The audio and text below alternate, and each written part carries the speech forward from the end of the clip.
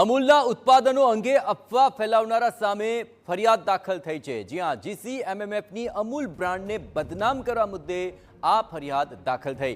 ગાંધીનગરના ભાટની અમૂલ સંલગ્ન ડેરીના મેનેજરે આ ફરિયાદ નોંધાવી। રાજકોટના હિતેશ જાની સામે ચાંદખેડા પોલીસ મથકની અંદર ફરિયાદ નોંધાઈ હતી। હિતેશ જાનીએ અમૂલ બ્રાન્ડના દૂધ અંગે વિડીયો બનાવ્યો હતો। દૂધ અંગે અફવા ફેલાવી લોકોને ગેરમાર્ગે દોર્યા હોવાનો પણ આરોપ લાગ્યો છે।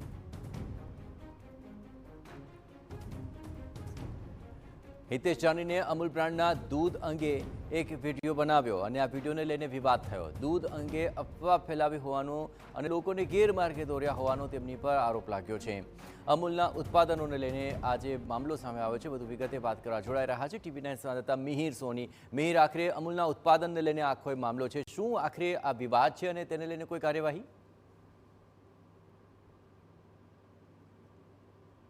જયેશ, અમૂલ ડેરીના પ્રોડક્ટ બાબતે એક અફવા ફેલાવવા બદલ ફરિયાદ છે, પોલીસ ફરિયાદ નોંધવામાં આવી છે। Gujarat cooperative milk federation limited જે અમૂલ બ્રાન્ડને બદનામ કરવાનું આખું જે કાવતરું હોય તે રીતના મામલે એક ફરિયાદ છે તે નોંધવામાં આવી છે। જે ગાંધીનગર ભાટ સ્થિત અમૂલ જે સંલગ્ન ડેરીના મેનેજર છે તેને ચાંદખેડા પોલીસ સ્ટેશનમાં ફરિયાદ નોંધાવી છે।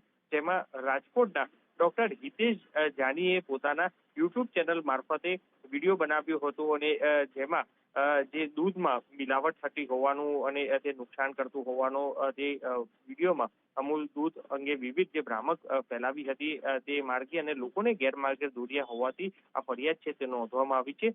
હાલ ચાંદખેડા પોલીસે પણ જે વિડીયો છે કે જે યુટ્યુબ ચેનલ ઉપર તે વિડીયો મારફતે જે ડોક્ટર હિતેશ જાનીને પૂછપરછ કરી અને તેની ધરપકડ કરવાની તજવીજ છે તે કરવામાં આવશે। પરંતુ અગાઉ પણ આ જ રીતના જ્યારે અમૂલ દૂધને ખોટી રીતના ભ્રામક વાતો ફેલાવી મામલે ફરિયાદ છે તે નોંધાવી ચૂકવી છે। ત્યારે આ રીતના ફરી એક આજે એક વિડીયો છે કે જે અમૂલ દૂધ અંગે વિવિધ ભ્રામકતાઓ ફેલાવી અને લોકોને ગેરમાર્ગે દોર્યા હતા, જેને લઈને હાલ ચાંદખેડા પોલીસે ફરિયાદ નોંધી અને વધુ તપાસ હાથ ધરી છે।